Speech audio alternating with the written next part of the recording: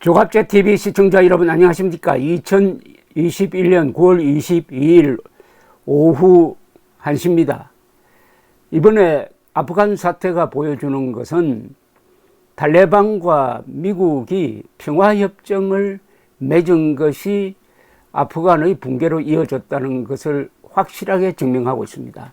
이것은 1973년 월맹과 미국이 맺었던 평화협정이 그 2년 뒤에 4.20 정부의 붕괴로 이어졌다는 것과 똑같은 맥락입니다. 동시에 이 문재인 정권이 추진하는 종전선언은 한미동맹 해체 그리고 주한미군 철수로 갈 것이고 대한민국을 제2의 월남이라든지 제2의 아프간으로 만드는, 즉 한반도 전체의 공산화로 가는 길을 열 것이라는 것도 역사적 사실에서 명백합니다. 그런데 문재인이 또 유엔 총회에 나와가지고 이 종전선언을 하자고 제안을 했습니다. 아니, 북한이 핵무기를 가지고 있는 상태에서 종전선언을 하면은 그게 종전이 됩니까? 그게 평화가 옵니까? 종전선언이라는 것은 언제 해야 되느냐 하면은 북한 노동당 정권이 없어지고 핵무기가 없어진 뒤에 평화협정 맺으면서 제1장에 종전선언을 집어넣는 겁니다. 그런데 문재인이가 추진하는 이 종전선언은 북한이 핵을 가진 상태에서 종전선언함으로써 주한미군이 존재할 수 있는 근거를 없애버리자고 하는 거죠. 그런데 이 주장을 계속 되풀이하고 있습니다. 미국이 반응을 하지 않아도 계속 되풀이하고 있는 것은 오직 하나, 김정은에 대한 한없는 충성심을 과시하기 위한 것이 아니냐 하는 것밖에 이해가 되지 않습니다. 그리고 이게 마지막 유엔 총회 연설입니다. 마지막 역적질이 아닙니까? 이거 마지막 반역질이 아닙니까? 더구나 카불 사태를 목격한 지 이제 한 달밖에 되지 않았는데 이렇게 세계를 속이려고 합니다. 비핵화 사기극으로 이미 문재인의 국제적 위상은 추락하고 말았습니다. 물론 이 말을 들어줄 여유가 없죠. 바이든이 이 말을 들어줄 여유가 없죠. 바이든은 지금 아프간을 무너뜨린 책임자다 해가지고 트럼프가 뒤집어서야 할 비판까지 같이 받고 있는데, 따라서 이 메시지는 김정은에게 보내는 어떤 일종의 충성의 맹세 아닌가 하는 의심까지 나게 만들고 그런 의심을 자초하고 있습니다. 문재인 대통령은 몇 시간 전에 유엔 연설에서 남북미 3자 또는 남북미중 4자가 모여 한반도에서 전쟁이 종료되었음을 함께 선언하기를 제안한다고 말했습니다. 아니, 전쟁이 선언으로 종결이 됩니까? 전쟁이 끝나야 종전선언이 있는 거지. 전쟁 상태인데 지금 선언으로서 전쟁을 끝내자는 겁니다. 선언으로서, 말로서 전쟁을 끝낼 수가 있습니까? 뉴욕에서 열린 제76회 유엔 총회 기조연설에서 종전선언이야말로 한반도에서 화해와 협력의 새로운 질서를 만드는 중요한 출발점이 될 것이다. 한국 전쟁 당사국들이 모여 종전선언을 이뤄낼 때 비핵화의 불가역적 진정과 함께 완전한 평화가 시작될 수 있다고 믿는다. 이거는 자기가 그동안에 세계를 속였다는 겁니다. 비핵화 사기극을 펼쳤다는 고백에 다름없습니다. 왜냐, 2018년에 문재인, 김정은은 비핵화하기로 약속했잖아요. 그리고 문재인은 여러 번, 이번엔 다르다, 김정은이가 진짜 핵을 포기하기로 했다 라고 하면서 트럼프와 김정은 회담도 주선하고, 근데 그게 사기극으로 밝혀졌잖아요. 사기극으로. 그런데 지금 새삼스럽게 종전선언을 이뤄내야 비핵화의 불가역적 진전이 있다. 이미 비핵화의 불가역적 길로 들어섰다고 세계를 속이고 국민을 속일 때는 언제고, 문재인의 이 기억력을 의심하게 만듭니다. 그리고 올해는 남북한이 유엔에 동시에 가입한 지 30년이 되는 뜻깊은 해다. 유엔 동시가입으로 남북한은 체제와 이념이 다른 두 개의 나라라는 점을 서로 인정했지만 결코 분단을 영속하기 위한 것이 아니었다. 이것은 완전히 헌법에 반대되는 이야기입니다. 남북한 유엔 동시가입은 동시가입이고 우리는 헌법이 있으므로 북한을 국가로 인정할 수가 없습니다. 그런데 국가로 인정했대요. 헌법 3조 위반입니다. 그리고 국가의 계속성을 수호하라는 헌법 제65조 대통령의 책무 위반입니다. 그런데 문재인은 2018년 9월 19일 무슨 연설을 했습니까? 김정은을 앞에 두고 나는 남쪽 대통령으로서 김정은 국무위원장 이렇게 이야기했습니다. 자신을 남쪽이라고 그랬어요. 남쪽 대통령이라고 사칭했습니다.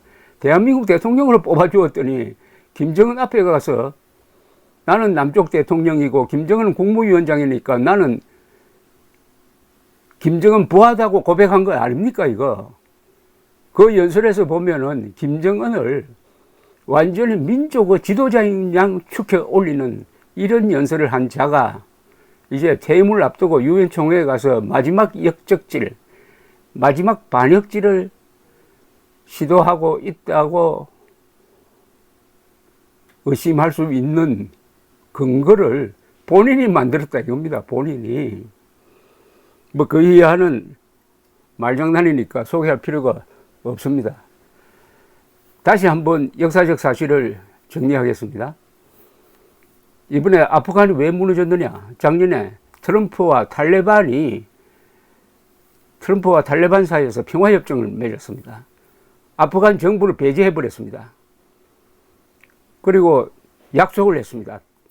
탈레반에 미군은 철수한다. 그런데 탈레반에 대해서는 요구하는 게 없어요. 탈레반에 대해서는 최소한 앞으로 무장 반란을 중단하라 해야 될 텐데 그런 조건도 붙이지 않고 일방적으로 철수한다. 그 트럼프가 약속했습니다. 그리고 탈레반이 요구하는 거 다 들어주세요. 5,000명의 포로를 석방하라. 아프간 정부를 압박을 해가지고 5,000명 석방시켰더니 이것들이 다 탈레반에 합류하고 말았습니다.